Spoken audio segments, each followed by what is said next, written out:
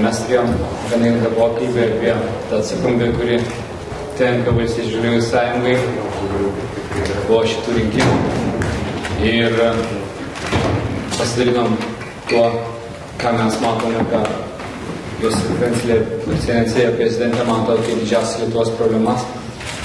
Tai labai šiltas pokalbis. Tiesiog įžanga padarė Ramūnas, dabar klausime. Kokie prezidentės pasiūlymai galbūt? Ta prasme, kaip prezidentės, kokie pasiūlymai, ta prasme, kaip jinai mato, galbūt koalicija, galbūt kažkokie pasiūlymai buvo. Tokios kalbos apie tai, kaip jinai mato, nebuvo. Mes šnekėjomės apie tai, kad koaliciją reikia sudaryti, kad mes turime iniciatyvos teisę ir kad prezidentė mūsų teisę gerbia. Galbūt aptarėt kandidatūras, nes jau yra žinomas kai kurios Ušacko, pono Skvernelio kandidatūra, kuri nėra sutartas dėl pačios koalicijos, tai iš tikrųjų šiandien šnekėti apie kandidatūras būtų labai ankstyva. Ar jaučiate pasitikėjimą prezidentė? Sakyčiau, absoliučiai. Taip. Tai ar jūs gavote įgaliojimą formuoti vyriausybę, ar kaip buvo pasakyta? Aš nežinau, kaip čia būtų dabar kaip vertinti.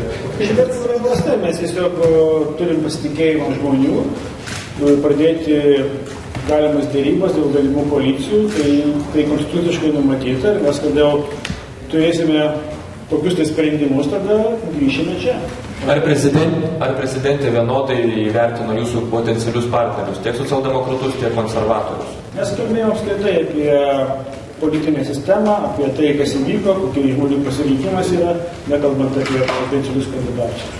dar noriu pasitikslinti, ar buvo kalba apie tai, kad apie jūsų poziciją, kad jūs deratės ir su socdemais, ir su konservatoriais, ar apie tai iš viso kalbėjot su prezidente ir kokia jos pozicija? Tai pozicija išsakyta buvo ta, kad tai mūsų visiškai teisė ir bet kokiu atveju, bet koks sprendimas bus gerbiamas.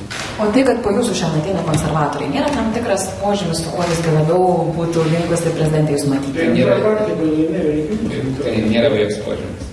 Ar prezidentai pasakėte, kad 2 ministrus leisite pasirinkti jai pačiai ir galbūt, nežinau, kaip jūs reagavo?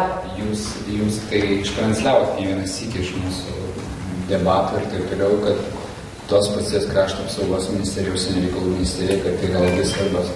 Iš tikrųjų, ministerijos ir tie asmenys, kurie vadovaus joms, labai turės betarpiškai bendrauti su prezidentūra.